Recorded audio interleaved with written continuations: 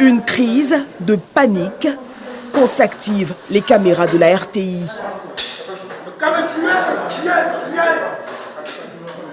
Abou, 39 ans, est interpellé ce lundi pour recel de téléphone portable. Il a été épinglé par les services de la plateforme de lutte contre la cybercriminalité à son domicile à Tékoubé. Entre ses mains, plus de 180 millions de francs CFA en espèces et 115 téléphones portables. Les faits me sont reprochés là-bas, je reconnais deux. Quand il y a un téléphone bloqué qui est là comme ça, bon, je regarde la fiche médicale. Je vois quand il y a un numéro, il envoie le message au numéro, voir si la personne a été victime d'un cas de vol de téléphone. Voilà, s'il me répond, c'est là que je commence à parler avec la personne. Bon, pour plus de preuves que si c'est son téléphone qui m'envoie le code, je vais voir si c'est son téléphone vraiment.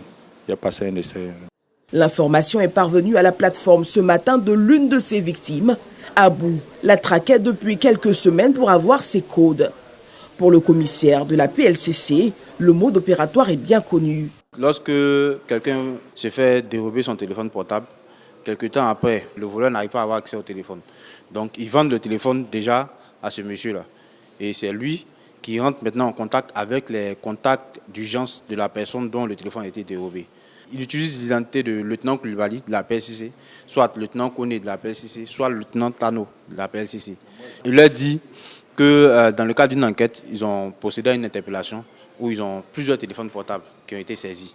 Donc, dans ce lot de téléphones-là, il souhaiterait savoir si la personne qui l'appelle là a un proche qui a un des téléphones dedans. Donc, il lui demande de le mettre en contact avec celui qui appelle le téléphone portable, à qui il demande ses accès. C'est cet exercice qu'il faisait lorsqu'on l'a interpellé.